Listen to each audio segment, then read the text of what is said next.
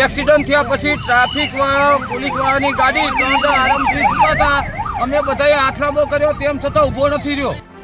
રાધનપુર પંથકમાં અનેક વખત અકસ્માતોની ઘટનાઓ સામે આવતી હોય છે। થોડા સમય અગાઉ ટ્રક અને બસ વચ્ચે અકસ્માત સર્જાયો હતો, જેમાં પણ કેટલાક લોકોએ જીવ ગુમાવ્યો હતો। ત્યારે આજે ફરી એ જ મહેસાણા હાઈવે ઉપર આજે અકસ્માતની ઘટના સામે આવી છે, જેમાં જે બસ છે તે બસે રિક્ષાને અડફેટે લેતા વાદી વસાહતના જે 5 લોકો છે તેમના મોત થયા હતા અને ત્યારબાદ પોલીસ કાફલો પણ ઘટના સ્થળે દોડી ગયો હતો। ધારાસભ્ય પણ ઘટના સ્થળે દોડી ગયા હતા અને લોકોના ટોળા એકઠા થયા હતા, તેની આજે વાત કરવી છે।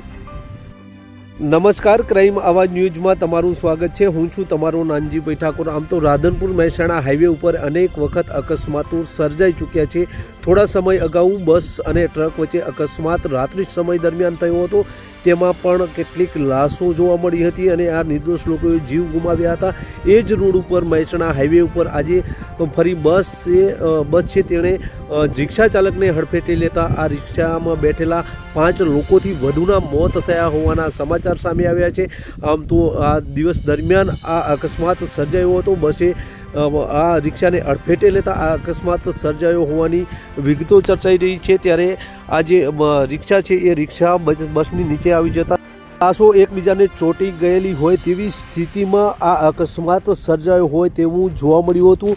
આ જે લાશો છે તે એકબીજાને ચોંટી જતા જે તેમને કાઢવા માટેના પ્રયાસો પોલીસ દ્વારા અને સ્થાનિક નાગરિકો દ્વારા કરવામાં આવ્યા હતા। સ્થાનિક ધારાસભ્ય લવિંગજી ઠાકોર પણ હાજર રહ્યા હતા અને જે સમયે આ અકસ્માત સર્જાયો હતો તે સમયે અહીંથી પોલીસની ગાડી પસાર થઈ હતી તેવું સ્થાનિક જે નાગરિક છે તેનું કહેવું છે। આ ગાડીને રોકવા માટેના પ્રયત્નો કરવામાં આવ્યા હતા, પરંતુ આ પોલીસ રોકાઈ ન હતી અને આ અકસ્માત દરમિયાન ત્યાંથી પસાર થઈ અને નીકળી ગઈ હતી। ત્યારે પોલીસ સામે અનેક સવાલો ઊભા થયા છે। ત્યારે આ સ્થાનિક શું કહી રહ્યા છે તે સાંભળીએ।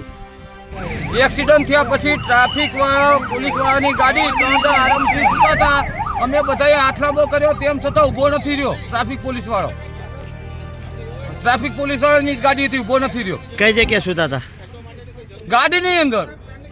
હા, કઈ જગ્યાએ આટલા કઈ જગ્યાએ આટલા શું ગોતનાથ વચન બાસપા વચ્ચે ગાડીનો એક્સિડન્ટ થયા પછી ટ્રાફિક પોલીસની ગાડી નીકળી છે।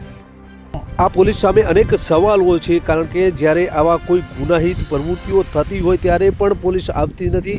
ત્યારે આ અકસ્માત જ્યારે સર્જાયો હતો ત્યારે પણ પોલીસ પસાર થઈ હતી તેવું સ્થાનિક રહીશોનું કહેવું છે અને આ પોલીસ પસાર થતાં અવાજ પણ મારવામાં આવ્યો હતો, છતાં પણ બચાવ કામગીરીમાં આ પોલીસ અહીંયા ઊભી ન રહી હતી। ત્યારે અનેક સવાલો ઊભા થયા છે। આમ તો અનેક વખત આવા જે બનાવો બનતા હોય છે તે સમયે સ્થળ પર પોલીસ હોવા છતાં પણ જે બચાવ કામગીરી છે તે કરતી નથી, ત્યારે અનેક સવાલો પેદા થતા હોય છે। ત્યારે આવા જ સવાલો રાધનપુર જે અકસ્માત સર્જાયો છે ગોતનાથ નજીક તે સમયે પણ આ જોવા મળ્યું હતું। ત્યારે અનેક સવાલો આ પોલીસ સામે ઉઠ્યા છે। ત્યારે સ્થાનિક ધારાસભ્ય અને સ્થાનિક પોલીસ આ અકસ્માતને લઈને ઘટના સ્થળે દોડી આવી હતી અને 5 થી 6 લોકોના મોત થયા હોવાના સમાચાર સામે આવી રહ્યા છે।